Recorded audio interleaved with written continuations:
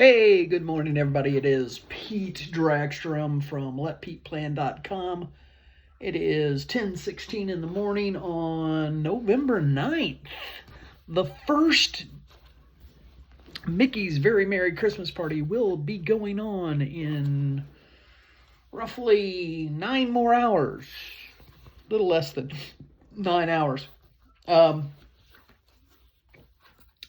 Here to talk to you a little bit about where to stay, and also talk a little bit about the parties and any updates on what's been sold out. There's no new updates on Jollywood Nights, which actually starts on Saturday, except that it's being, as I said, it's the 11th, the 18th, and the 16th have all sold out. Now, for Very Merry Christmas Party, we have tonight is sold out. Tomorrow is sold out.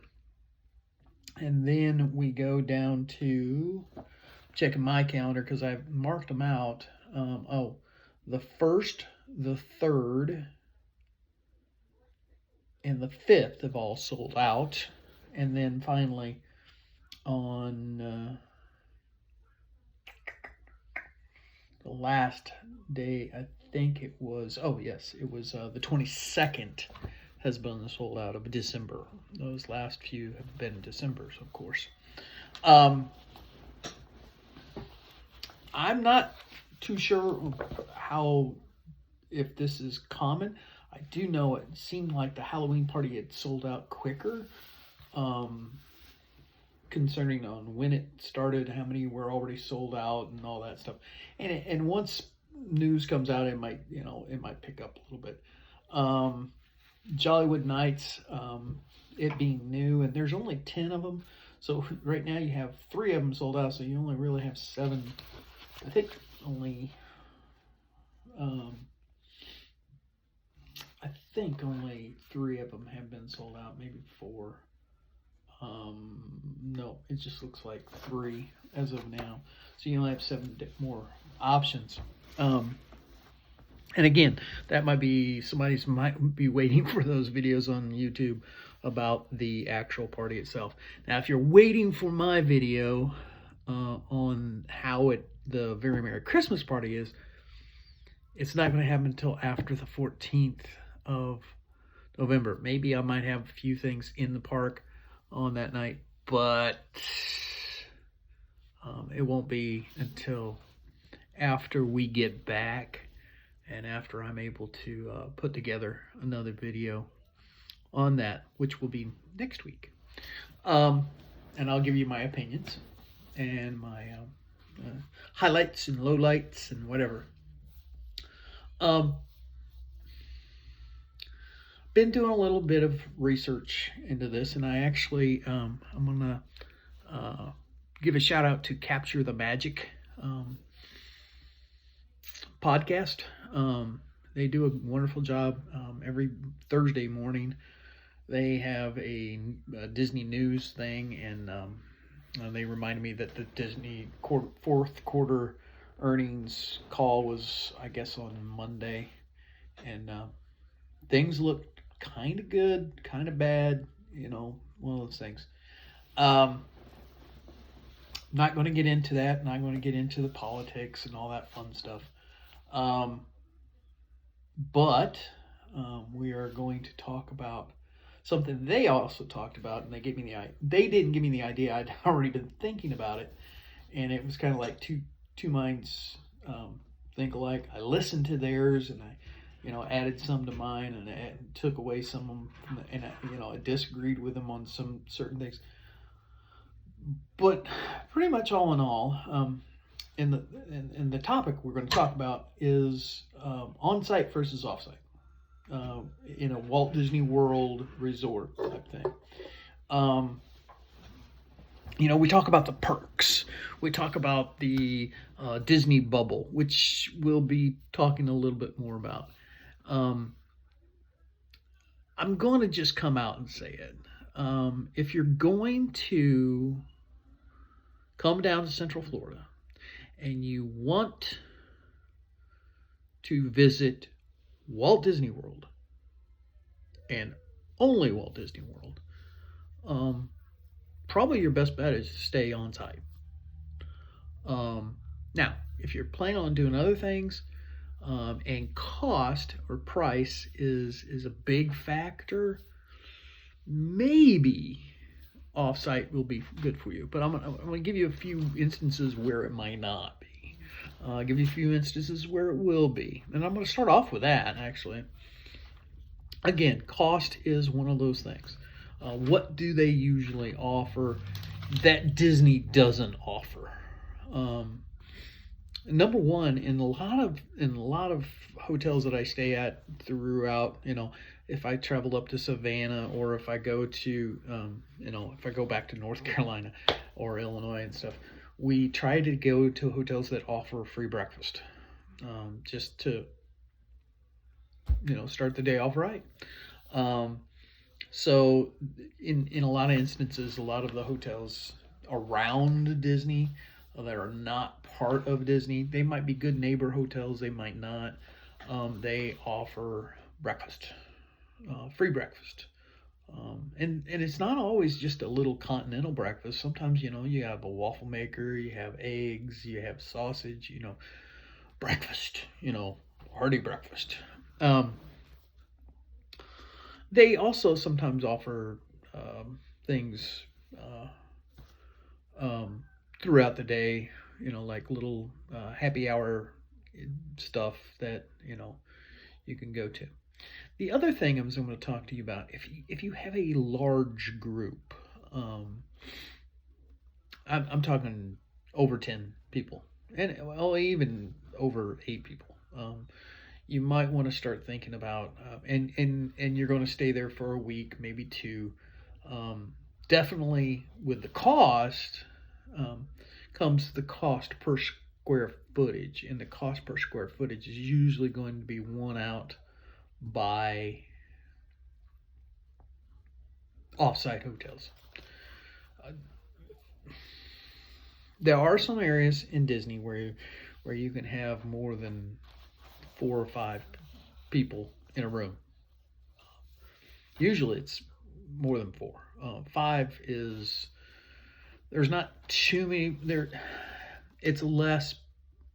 Everybody, almost every hotel room can house up to 4. I say that, but I think there's some areas where there's only a two adult maximum type thing. But then again, that's for them. It's very small. But most hotels will hold up to 4. There are some that will hold up to 5. And then once we get past 5, we're talking about suites, family suites, and we're talking 6 or more. And if you're getting more than 6, you're usually talking about DVC villas, 1 or 2 bedroom villas, not usually studios, but that's, and then you're getting into more into the cost per square footage. So I will say that offsite might be a better bet for that. However, I'm going to talk to you about hidden costs. Parking. If you're coming down and you're driving, or if you're renting a car, and you were going to go into the parks, you're going to probably take that car to go in the parks. Well, guess what? You're going to have to pay for parking at a Disney park if you're not staying on site. Because if you're staying on site, it's free.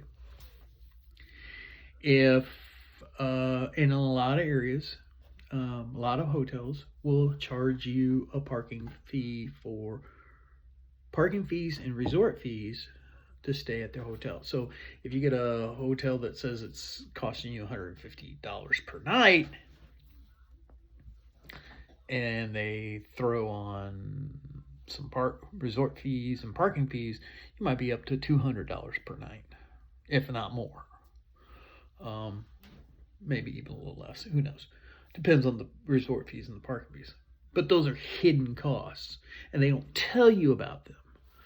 Disney just comes out and says, okay, here's what it's going to cost per night to stay in this resort. And guess what? That's the cost. There are no parking fees, there are no resort fees. Now, I'm not going to lie to you. They're built into the price, and that's why the price is a little higher. But for you and me, it's saying, I understand I'm going to pay that part, and I'm not going to be surprised come getting my bill at the end of the week. My other bill that says, "Oh, this is how much you spent while on Disney property." So that's one of those things you got to take into consideration. But now let's look at all the perks that you get by sitting at any Disney resort. I'm going to say any. And then there's some that you get for staying others. And I will talk to you about. Okay. Free transportation to the parks. Whether it's bus, Skyliner, boat, and sometimes multiple. And monorail, excuse me. Only a few. The monorail, we're talking Grand Floridian, Polynesian, and Contemporary. And of course Bay Lake, but that's part of Bay Lake Towers is part of Contemporary. So that's the monorail thing. But then that'll take you to both the Magic Kingdom and you can go to the TTC and get onto the monorail going to Epcot too. So that's two things that you can travel to there. Skyliner access can be found at Caribbean Beach, the Riviera, Pop, and Art of Animation. Right in the middle there, you just you walk out the back of Art of Animation, and then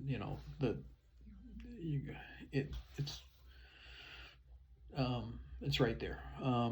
Now. Boats. Most of some of the DVC have boats too. Now, when I consider boats, I'm talking about whether you can get to the parks or whether you can get to Disney Springs also, because like Riverside and French Quarter and Saratoga Springs have boat access to Disney Springs, but not to any of the parks. Now. Just take that into consideration. Now, if you stay in the Epcot area, Boardwalk, Beach Club, Yacht Club, you have boat access to both Epcot and Hollywood Studios, and then you also have you also have Skyliner access to those two. But with Epcot and even Hollywood Studios, you can also walk, depending on the day and the weather that's predicted for the night. So transportation, definitely to the parks there. And also, if you are going to drive to a specific park and you're a resort guest, free parking. And as I said before, you don't pay okay. So the other perk, location to the parks. You are closer to the parks than you are offsite, except for a few. If I'm going to count Swan and Dolphin, sometimes, which is not really we won't get into all that. But for the most part, you are closer to the parks or a certain park. For staying at on-site than off-site. And I'm going to go into extra magic hours. I'm going to go into early morning access. Half hour before the park actually opens, resort guests can check in and go in and start riding rides. And I'm going to say that, and then later on, I'm going to say what might be something for other guests there. And this is one of the things that I did not think about when I was first thing, and I'll say this is where I get to Capture the Magic CTM um, podcast. And it's true, as a travel agent, I know it's true. Um, there are a lot of discounts to stay at Walt Disney World. Now, that's that can be very temporary. Once, well, if you know they've if Disney says we don't need these discounts anymore, they can go away. Don't get me wrong. But if you are an annual pass holder, Disney Visa card holder, Disney Plus subscriber, um, definitely if you're a Florida resident, you can look into it. As an AP holder, anytime I go and rent a room, like for instance, my wife and son and I are going to stay at actually All Star Music in one of the suites, and I wanted to do this because I've always was curious on that just how nice it is and stuff, and we got a 35% discount on top of an actual for as a family suite. We talked about the cost per square inch. Um, it's not too bad. I think we paid less than 250 a night. And we're only staying one night. And because we had our APs, we don't have to pay to go into the parks. Now we did have to pay for the Very Merry Christmas Party, but that's that. So now I magic bands. If you're going to stay on site, you can purchase them early. That's all I'm going to say about that. If you're not staying on site, you have to go into either Disney Springs or wherever, or you can buy them online, but you have to hook them up and stuff there. One of the good things is you can use your Magic Band for while on site. Is it can be used as your room key. It could also be used to you can set it up to make charges on, much like you can do your watch or your phone, whether it's room charges or those incidentals that you think that you come up with, or charges in the park. You can use it to pay for your thing. Now, I will tell you one thing. It's open to everybody. If you have the My Disney Experience app, you can you can check out of any, like if I'm in World Disney and buying some, I don't have to go through the line and go see a cashier. I can do it on my phone. I can pay for it and then boom, go to the thing. That has nothing to do with my Magic Band, so I'm not going to say that. So there's some of those things there. This is a big one. Dining reservations for the length of your stay. Everybody can make a dining reservation up to 60 days before you get there. That's a given. But if you're planning on staying for, say, 7 days or 6 days, whatever, on that 60-day mark of when you check in, you can start making them for all your reservations for your whole trip, whether it's 5 days out or 10 days out. I think 10 days is the maximum. And that's a big thing because there are things that are hard to get. I found that out hard way.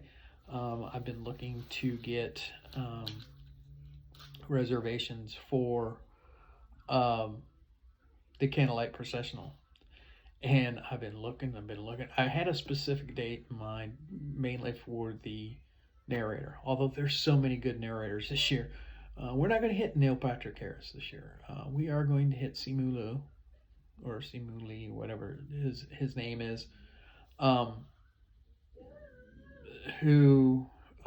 But that's because we couldn't get a dining package for the Candlelight Processional, and I ended up getting one. Um, you know, there. Neil Patrick Harris and John Stamos sold out pretty quick for the dining packages, so people can. Now, it's not necessary to get a dining package to be able to watch those, but it helps. It helps you because you get a guaranteed seat into the one of the different viewings of the Candlelight Processional that night. So what I'm getting at is, it would be nice if you know 60 days ahead of time and you're planning on being there to get it for your whole stay. Now, there are times where I just go, and like if I decided to go to Disney Springs today, and or Disney Park today, and I wanted to pick up a reservation, I could still do it. It just might not be the one I want to go to. Okay. With that said, some other things. Starting next year, January 9th, 2024, Disney Dining Plan comes back. And guess what? If you're not staying on site, you don't get it. That's all I'm going to say. Capture the Magic did say something about this, and it's very true. The beds at Walt Disney World are very nice. Some of the nicer beds I've ever slept on during that. Now, have we got some that were not as nice? Maybe. But then again, I have a really nice bed at home, so I'm comparing it to my bed at home. I'm not comparing it to beds at most resorts. I'd have to just say the beds are pretty good. Now, with that said, if you are planning a trip to the world, Disney World, that is, for 2024 or even up until the last part of 2023, I know we're getting pretty close. I could still help you out. You can contact me at letpeteplan@gmail.com, or go to my website and letpeteplan.com, fill out the form, and it will send it to my and then I will get your email address and stuff, and I can get back to you with a quote. You just tell me how many people are going, how many children you are, their ages, how many adults, of course. I'll figure it out if you tell me how many people and then how many children. Now, remember, an adult is anyone over the age of 18 or older. Children are from 3 through 9 are on one price, and 10 through 17 are on pretty much an adult price. But we still need to figure it out, because then it depends on how many people are in a room. And I am going to say one thing. I found this out. I'm not. I don't want to disclose too much, but I have been doing some research for someone who has a larger party, and they want the dining plan. So guess what? We have to stay on site. And I found out that it's better to split it up into 3 standard rooms than 2 suites, price-wise. Or the cabins at Fort Wilderness. And I'm not sure what's going to happen with the cabins at Fort Wilderness in the near future. And until I do, I'm not really going to say, especially if I'm looking further down the line in 2024. I will quote them because they're still selling them like they're going to still be there at that price. But with them being switched over to DVC, don't know when or where that's going to happen. So simple as that. But like family suites for All-Star Music, which we're staying at, and we're staying there mainly for the size of the room and stuff, versus a couple of standard rooms. It's probably cheaper to stay at the 2 standard rooms than it is at the family suite. Or 3, if you're talking about more people. 3 versus 2, 2 versus 1, whatever. But with that, I'm wishing you a very merry, not so scary, although I'm going to stop saying that for a while, jolly, magical day. You have a great one. And I am wearing my Bah Humbug shirt, but it's a Donald Duck one, so it's not totally anti-Christmas. As a matter of fact, I love Christmas. Getting ready to decorate the house sometime.